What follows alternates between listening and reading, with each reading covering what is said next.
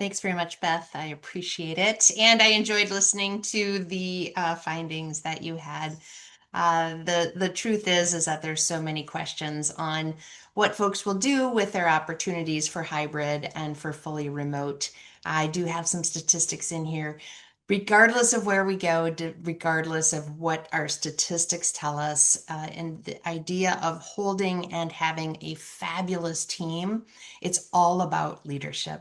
So this is not something that I'm sure those of you who are here, I'm sure it's not a surprise. You obviously are folks who enjoy learning and leaning into great leadership, and that is the case for remote working as well. These are the items that the remote conversation touches on. Taking a look at some of the statistics that Beth teased with the actual also scientific research and just the different items that will be a part of creating your management excellence in a remote area rather than that traditional face-to-face.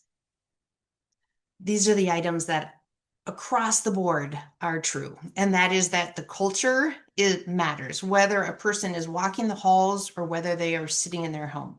And I'm going to give you a little aside. I have two dogs in my house, and I have a husband who's going to be returning any moment. So I will throw my mute button on as soon as that happens. I've asked him to sneak in, but with two dogs, sometimes that doesn't happen. So, the realities of remote working for sure. So, we have our culture, and people need to have a feeling of being a part of the team, a part of why they're even doing it. Sometimes it's easy to think that the remote folks just want to get their work done so they can go on with their life. And that is not the case. Sometimes it's even more important for those remote folks. They also need to feel like they are trusted and not micromanaged. And as Beth alluded to, often supervisors believe that folks are not accomplishing all that they could. Research tells us that they are, not only that they are, but they're actually burning themselves out doing more than that face-to-face person is. All right. So Beth started things out with that survey, and I just want to pop this in here. Figuring out our paradigms is a really important way to decide how to move forward purposefully as a remote manager. Sometimes people have a paradigm that if I can't see them, they're not getting their work done. They might be getting their work done, but they're only getting the bare essence done. They're amazing on when they're on their own, but they still need me to check in every day. Those are the paradigms I'd love for you to hold on to and then see if they're really helping you being a remote manager or whether they are holding you back from creating new norms and new paradigms. So taking a look at the data, this is a distribution of how remote and hybrid is looking. And this is showing hybrid workers as a definition. Fully remote means that folks are never in the office. Hybrid means that they have at least one day a week that they are at a physical location. And then we only have 22% of the workforce that is working on site only. Now, when I say workforce, know that what I mean are jobs that are able to be. So this does not include a contractor. This doesn't include, laborers. This is the folks who are eligible to be able to be hybrid. And as Beth alluded to, these are the Gallup polls on if folks would look for another job. And as Beth also alluded to, AI certainly has an impact. I have a report that I will send to Beth that actually takes a look at the jobs that are being cut by AI. It's really a fascinating report, is the World Economic Forum, and takes a look at the careers and the jobs that are being eliminated by AI, but it also shows the careers that are being enhanced and the careers that are being added. The net gain over the world is that AI is actually creating more jobs than those that are being lost. And it's all about being prepared and able to use AI to do things better. And This is that magic item on most folks who are working remotely believe themselves to be more productive than they are when they are working in the office. So, the big focus on remote management is that it's all about management and leadership. And this is the case whether we're face to face, whether we are not looking at folks. Anyone who's had a manager that is disrespectful, who's not motivating, who's not clear, anyone who's had that manager knows that that is so important to how one conducts themselves in the office and how they feel about what they do. So that Gallup research tells us that managers actually have a 70% impact on how somebody is engaged with their job and with their company. When we're talking about how we are going to help our employees know what we want, how we're going to build this big, great department. It's about helping them to feel that they are a part of that department, that they are here and important and a part of what we are doing purposefully. So it's really taking what we easily do when we're face to face and making sure that we're doing it purposefully and that we are doing it with intention. Here we're going to take a look at the we. And this can sometimes be assumed, especially at the management level, because management folks often have this sense of we because they have the vision, the higher level of vision, and they share that with their peers and their cohorts. But it's important to also ensure that our folks have that level of shared we as well. Microsoft had this amazing research project. Of course, they're all over the world and they have teams are in different countries. So they decided they were going to set up these teams and they were going to measure everything they could about these teams to see what made them the best teams, who performed the best, and then measure all their credentials, measure their time zones, measure everything to it. So their first assumption was that they were going to have teams.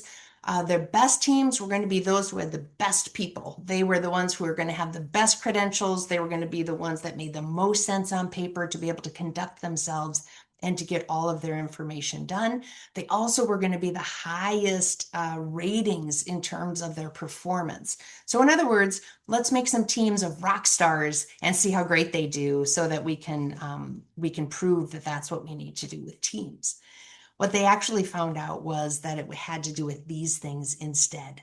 So even folks who were not considered rock stars, even folks who did not share time zones, what happened is that the folks who were able to have a feeling of security within each other of the team, those were the teams that did the best.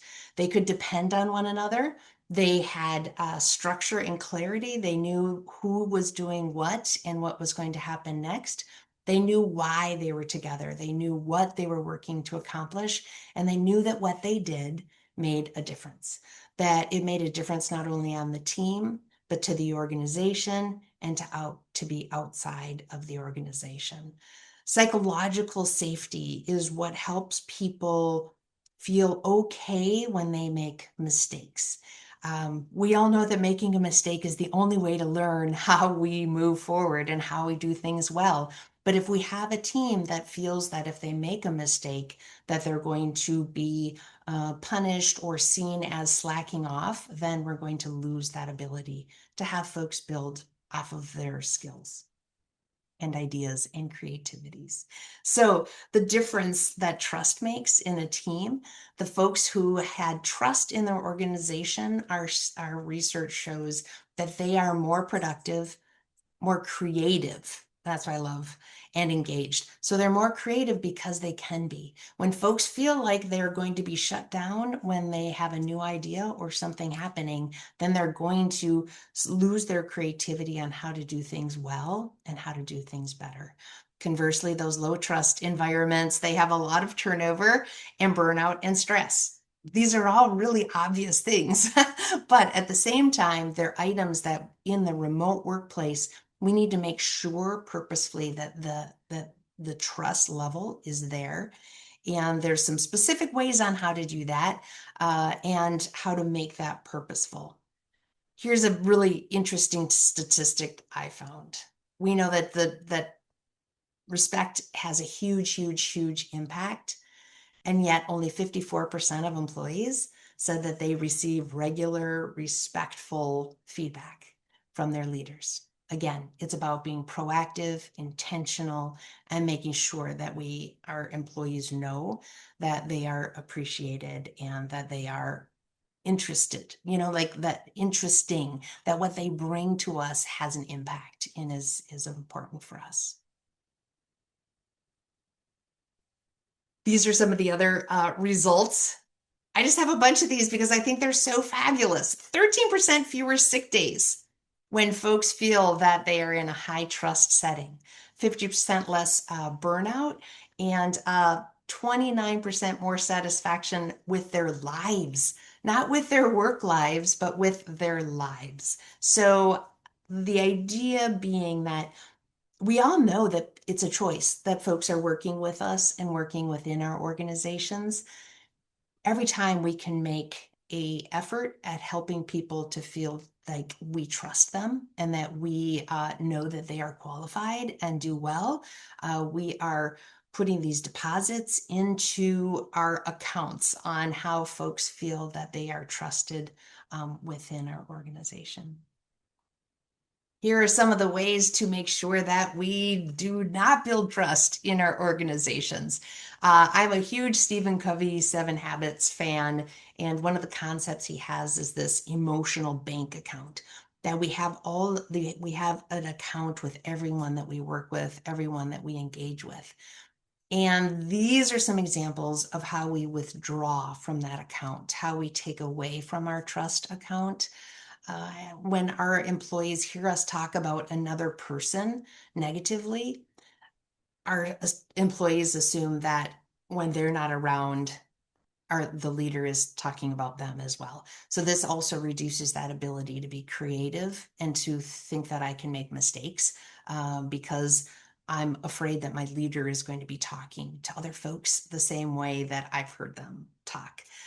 To pretend that we have harmony, but there's something that's not happening, something that needs to be addressed, but doesn't get addressed is a huge issue for folks when you just have a nice conversation here remotely and we know that there's an underlying problem that didn't get addressed. And a huge one, research shows us, is that having a we and a they versus remote and hybrid folks. So the best practice on that very last one is to ensure that all your meetings, if you have anyone who's remote, that everyone should be remote. Not necessarily remote, but on Zoom or on Teams. It's kind of counterintuitive to me that if I have 7 out of 8 of my people that I can have in a face-to-face meeting, can't we do that? The problem is that we just, and you've probably experienced it, these 7 folks have a little conversation, even a side conversation that doesn't quite get picked up by the other folks, and it creates this kind of dissension within our department of mixed folks. Some simple, I think, things you can do as a leader to build trust and relationship: using names often and smiling, listening without interrupting, which is difficult to do on Zoom. It's hard. And the best practices is that you have an obvious break, almost an uncomfortable, obvious break when somebody finishes talking. And the Minnesota Nice is to keep talking, keep talking, keep talking until somebody pops in. That is something that within your department, your cadence can start to develop, that you're not going to pop in until they are actually done. Big item on our remote items as well is our employees who are more quiet. Research tells us that after 4 folks in a meeting, you will have your quieter folks even quieter. So those louder voices will run the meeting. And even though you say, anybody else, the quieter voices will be not heard. So there's some strategies we can do with that. We can have breakout rooms for just a quick, even 5 minutes. I'm going to do a pair and share, and I'd love to hear 3 ideas that you have for how we're going to move forward with this problem. That's a way to invite some of those quieter voices rather than the anyone. Also, a huge item here, I'm not going to read the list to you, but a huge one is to clarify rather than assuming.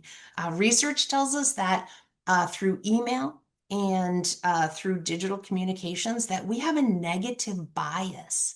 So we actually read messages with a negative bias of assuming that person is short with me, angry with me, not satisfied with me, that this negative idea is there. So important to make sure that we are communicating over in positivity. If we have that indeed, then our employees always know that that we're going to be true with them when the message is not so great. And they don't have to be assuming one way or another as we are communicating.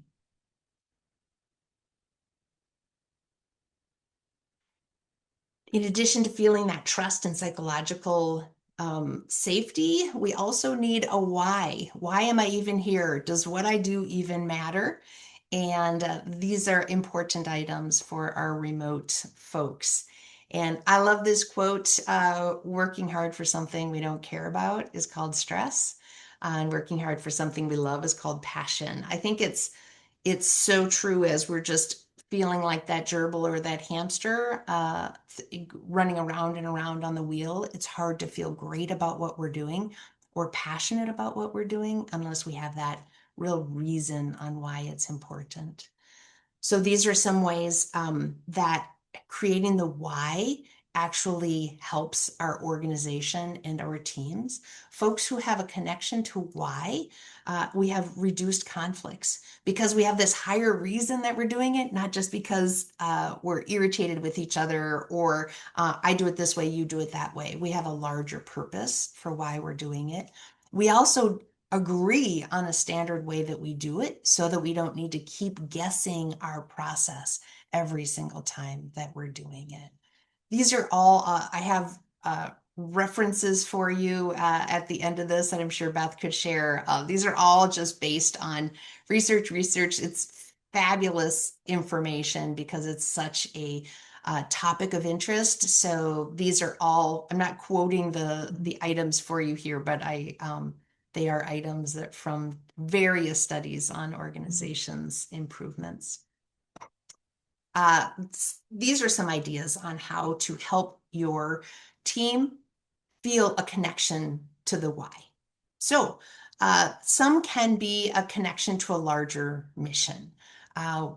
This example is really big for me. I'm a teacher at North Hennepin Community College. I work with an amazing group of students, an amazing student body made up of these students who have come from so many different backgrounds and abilities, privileges, and it is just the best thing that I could ever hope to do. And my connection to why is them. Every single thing I do is to make things better for them. So when I'm working in my department, it's how can we make this program better for them? How can I make this class? How can we make this curriculum better for them? We also have subordinate goals. The subordinate goals is what we as a department do that makes the rest of the world work in our organization. I'll give you some examples of that on the next slide. And then we can have our department's rally cry. Like, what is it that we provide that nobody else can do because that's who we are, and we are the rock stars who accomplish this.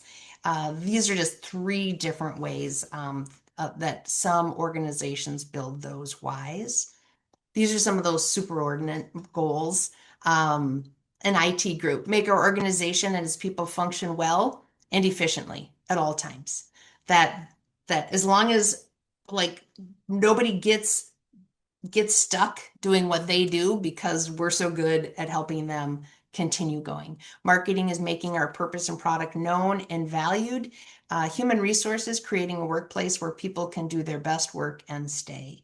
That is just what that department does. and does well so that everyone within that department knows why they're there and what they're working for. So ways that you can, well, let's go over here.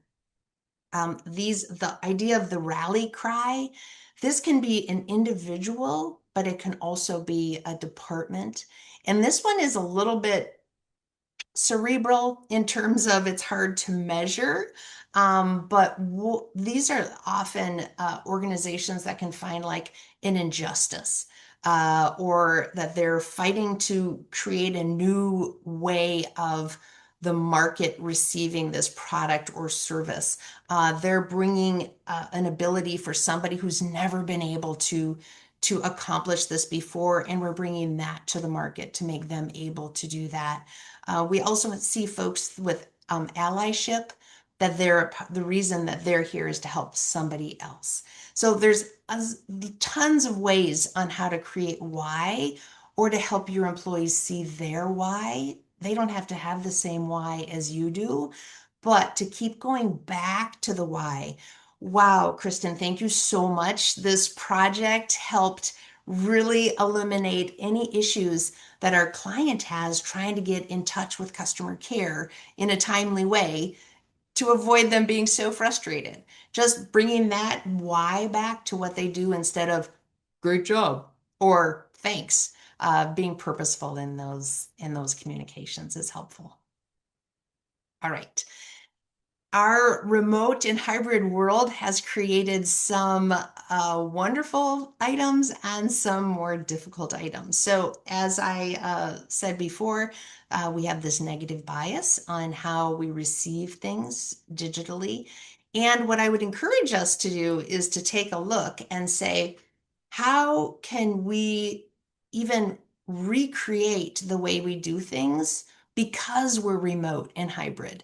How, instead of just bringing on the things we've always done, how can we do it purposefully? So we had a lot of shift during COVID, and some people were just slammed into a remote and hybrid workplace. And some of those things that got established, those practices have never really changed, even though we have a lot of research showing that there are ways to do it well and to do things better.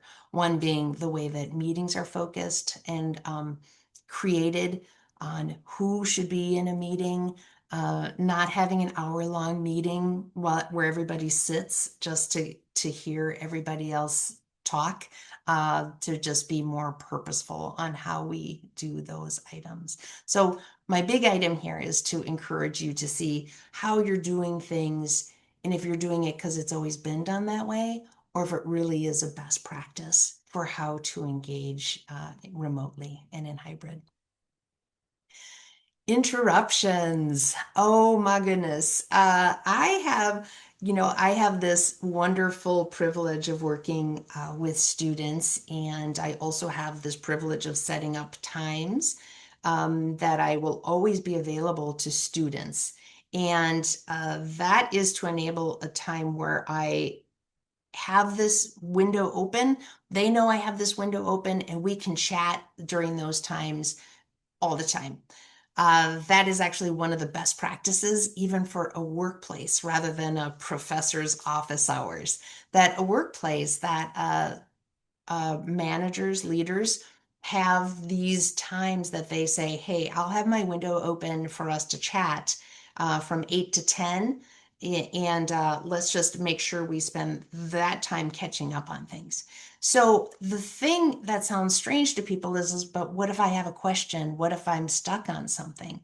We always have the ability to supersede those, but I would encourage you to see your organization, how much you just have interruptions as a part of your life, as a part of the way things go. Let me show you why it's a deal.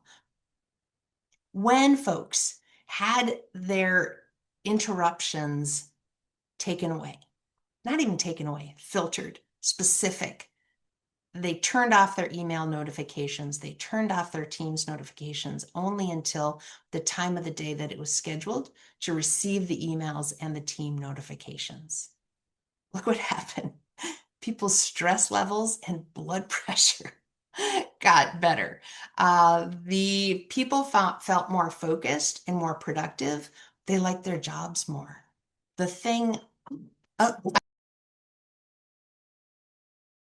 oh, dogs. Okay, dogs averted. Okay, so the people realize that they actually like their job when they can do their job and not when they're dealing with so many interruptions. Now, I know like a lot of times folks say, but that's a part of the job, getting all of those interruptions. My recommendation and my question to you is, does it have to be exactly the way it is? Does it have to be that way, or can you create some best practices? And in the full training, we go through and work on creating these new best practices on how to redesign, re-envision how remote and hybrid works, that it's not just having Teams open the whole time and blopping anytime an opening comes or a question comes, leaving what you're focusing on to go ahead and answer somebody else's focus. I'm just a talking head right now. Is there anything that I can address? Well, while we wait for other people to maybe put things in chat, and even though we're recorded, if you want to raise your hand, we can allow you to talk. Uh, um, Margie, this is probably a myth, but I go by it anyway. I have the 80-20 rule that I use in a lot of things in life. And at one point I heard that when you're supervising a team, you want 80% of their time when they're interacting focused on work and being productive, and 20% on what I would call chit chat. So whether it's like the weather or what you're doing that day or how bad your commute was into work. And when I was in the office, that was naturally occurring, right? People would come in and you'd greet each other in the morning, or you'd talk by the microwave, or in our case, by the back in the day, the copier. Um, and or you'd eat lunch together, and so you got that 20% in pretty naturally. You didn't, and in fact maybe you were tamping it down a little bit, right? But when we are a remote team, how do you get the 20% chit chat in? And what I'm currently doing now, and you can tell me I'm wrong because I've seen your presentation before and yet I'm still taking tons of notes, like but I'm like, there's times where our agenda for our team meeting is pretty small, and I keep the meeting anyway so that we can just do some chit chat. But that could be wrong. So anyway, how do you address the water cooler talk when you're remote? That's a fabulous question and an entire section that I cut out for time. So you're not doing it wrong, and it's absolutely important. That's a part of that feeling of a team and of that feeling of belonging. And actually having the check-in at a beginning of a meeting, back in the face-to-face world, I remember some of my business colleagues rolling their eyes when we would go into a different department and the department would do a check-in and they'd have like a topic, a question that they were asking folks. And as my colleagues were rolling their eyes, as I was walking back to our area, I thought about how interacted this department seemed, tight, aware of each other, and their lives. And it's not that every single person, just had this whole thing discussed in terms of their depth of their life, but you could just tell they really had nice camaraderie with each other. And that in the remote setting is hard to emulate even more, as you know, and as you were referring to, Beth. So, some of the best practices with that are to actually have some folks have lunch together once a week on their computers. They have lunch together. Companies who are 100% remote, it is not uncommon for them to send a gift card to their remote employees asking them to DoorDash lunch, and they have a working lunch on the company. and the first, 15 minutes is like a normal lunch would be. That's one of the creative ways of keeping folks who are fully remote into some of those areas.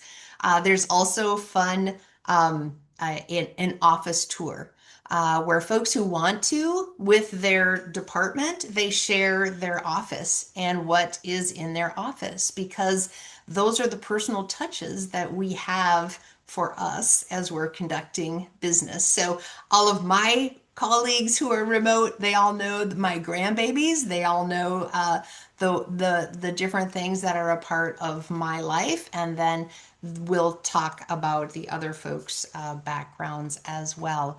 One item that is important is to show that it really is important to the leader. So sometimes people are like, okay, okay. Whew, almost they act like, yay, we're done talking personal. Let's get to business. And that speaks volumes to folks. The leader needs to really lean in, really be interested, and even follow up one on one a different way. So a person could even say, it might have been me at the beginning of this meeting saying that I have a grandbaby who's ill at my house and I might need to, run if something, if she needs something. So as a manager to then follow up if that's your child, to follow up and say, I know you said you had a stressful morning as you had a sick child, and I know you have someone there taking care of them, but I know that's got to be hard to know that they're ill. Are they? I hope they're feeling better. Just to show that interest and that care in what the person said is very important. One of my colleagues, not my colleagues, my former students is a very successful project manager in an IT company. He talks about how he doesn't feel connected at all to his organization. All he is doing is running projects. So he feels connected to his clients, but not to his company. See, and that's a warning sign because that means he can just carve out his skills and take it right over here to someone else. So then I asked if, what types of things his manager does to create that engagement. And he said, well, he tries to have us talk about things that are happening in our life, but nobody wants to because he always wants to get to business and will yell at us if we don't get all of our business done by the time the meeting's over. So those are the kinds of things that definitely get communicated. Thank you. And now that I took you off track, know that you have about 10 minutes. No problem at all because look at that. We were talking about moving into meetings. This is one of the items that, the role of poor meetings is very difficult in the remote setting. We have all those statistics about folks feeling less productive, more productive, all of that. The thing, of course, that we all can struggle with is knowing what we need to get done, and we're sitting, listening, and doing things that are not a part of that. And I would encourage folks as you're looking at remote and hybrid meetings, trying to see what my meeting is trying to accomplish and being really purposeful about your agenda for that item and letting your folks know what it is for. Do you want them to come with ideas? Do you want them to come ready to be thinking about new ideas? Are we making decisions? Are we working through problems? Or are we just doing some times to see how things are going and see what areas might be getting some push and some shove? When you do this, it helps to make your meetings more energized and more able to be seen as the productive elements that you're hoping that they'll be anyhow. Also, if you have a 30-minute meeting, feel free and thrilled to end it at 20 minutes. Sometimes folks feel like they're supposed to keep going, so they draw it out. And also, don't just make an hour meeting because that's the convenient time. make a 35-minute meeting if that's what it really should be covering, or a 20-minute meeting if that's what it should be covering, rather than just defaulting to that 30 minutes. It seems like it's a funny thing, but having that smaller, more effective time will push you to be more effective in your meeting, but it will also help people appreciate the need to stay on that focus for that meeting as you're getting together. One of the things that people say is the hardest part to do in remote and hybrid management is to know what people are doing and to work on that control function. Now, I use control function in the theoretical level of management, which is leading, organizing, and controlling. So I don't mean the thumb controlling, I mean making sure that we're doing what we're hoping to do and then making changes along the way. I'm a big fan of Daniel Pink, and has such great books on motivation. And what I hope that I can inspire you to do is to be a leader who gets barriers out of your folks' way, rather than getting behind them, pushing them, and like trying to get them to do the right thing, to clear the way for them to do what their amazing humanness can be doing. So this is one of those paradigm items I'd love you to look at. 85% of leaders say that it's harder to make sure that their folks are being productive, and 87% of employees say they are being productive. And I don't have this on this smaller presentation, but we do have a lot of research showing that our hybrid remote folks are burning out. Now, part of it is because they don't have that connection. Part of it is also that they have not heard great confines in when they should and shouldn't be working. Um, if they receive an email from their manager at 9 o'clock, should they be responding that night? Or has that manager said, you know what? I pop on email when I'm feeling creative. So if I send you an email at 9 o'clock, please, whatever you do, I do not want you to answer that until your normal work time. And just to know, I needed to get that out, and that's why I sent it. Also, of course, using scheduling so that things appear during work times and things like that. But the idea is, what are you really communicating with your employees and your folks? Do you define what you're wanting to see the same way that they're hearing? And that is one of those things that's harder to do, of course, in a distance than being able to have that instant feedback that we're able to do when we're face to face.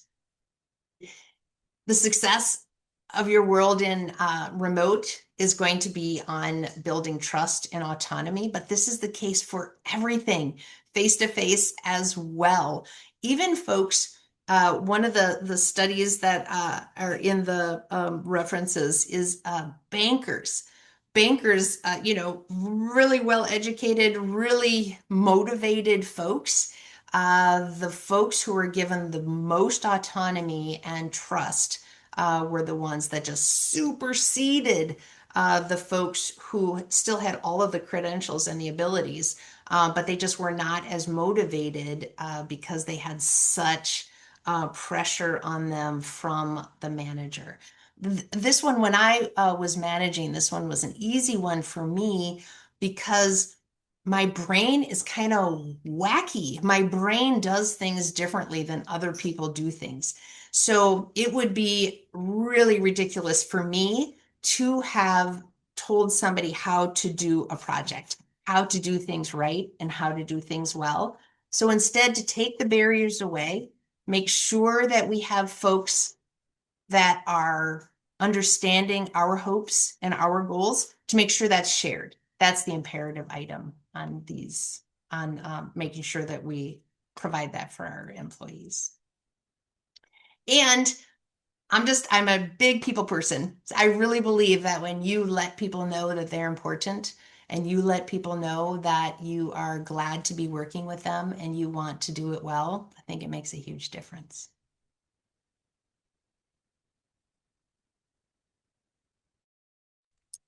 try again. Thank you, Margie. I would be interested, for sure, put your questions in the chat or Q&A, but I'd be interested from our participants today, if there's one thing they heard that they're like, yeah, I'm going to try to address this. Like for me, the interruptions piece, and it's me, like when I'm working on something and I'm like, oh, I have to have this answered to finish, and I'm emailing a staff person, right? And then I don't hear back, and I'm not like, where are they? But I'm also like, I can't move forward till I know this. But I don't necessarily want to be disrupting their work. So I have to figure out the that aspect of remote work, I think. But I probably also have to check in with my team and find out like what they think we should be addressing, not just me. But if anyone listening is like, yeah, I've kind of in my head made a bit of a goal today, or made I'm making a note of what I should work on, go ahead and pop that in the chat or the Q&A. And I love this quote. I was actually just thinking about this quote last week, Margie. I don't remember why, but Brian says, connecting better with the team lunch idea or more of a personal discussion. So good. Brian's got a good takeaway and goal for today. I'm going to have you advance to the next slide. So while people are still typing, I know sometimes it takes a little bit to type. Um, so we had Margie here today, not just because she's fabulous, but because she does have a much more robust course on this topic, where which I've taken. So I know she stops and you do reflections and writings, and you kind of come away with a plan and a way to move forward. And that will be part of our Expert Edge series. It's a little longer. It's 3 2-hour sessions for your team, but well worth it. And then next month, our free expert insights will be with Jeanette Grace. Why are some people so hard to manage is next month's topic. And when we launch our expert insights, Jeanette will have a series about managing difficult people, and as part of that, of those sprints. And so you can come next month and hear Jeanette and get a little preview of what she'll have to offer on Expert Edge, in the same way that we had you preview Margie today. Brian, I thank you for being brave. Either everybody else is better at you and I, Brian, on managing remote teams, or they're just shy today. And I know they maybe don't want to. I probably shouldn't have mentioned Brian's names out loud, but anyway, we've my, I thought someone else popped on to chat, but I guess not. It just, You have a raised hand, Beth. oh, I have a raised hand. Okay, I Mhm. saw something happen. Now I got to figure out how to get to the I can view raised. it. You can do it? All right. Nope, just a raised hand from Diane. So we have to let Diane, oh, I didn't mean to raise my hand. Now we have two people with raised hands. I got Diane. Okay, I'm allowing you to talk, I think. Go ahead.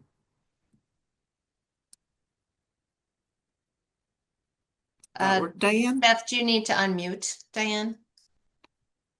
Uh, I think Phil, sorry, Diane. Um, um, ask to unmute. I feel like Diane, can you unmute yourself? Maybe she didn't mean to raise her hand. Are you able to allow her to talk, Margie? I do not have Diane. Let's see. As Okay. all I can Her also. hand went down now. She's like, just forget it. Oh my gosh. You two are the experts on remote teams. I will say though that my team has everything's all open. Sorry, Diane. I don't know how to I've given her permission to talk, so I don't know what else to do. Um, Anyone else? Because that works so well. Is there anyone else who would like to uh, add a comment? or ask a question. All right. Well, with that, then, Margie, again, thank you so much for joining us today. And I hope that you will, the rest of you will consider inviting others to take Margie's course, either as an organization or as individuals once those get put up on the website. And if you can't wait for it to start, you can always email me and we'll get you going on something even sooner than that. So, all right. Thank you all for joining today. I hope you have a good rest of your day.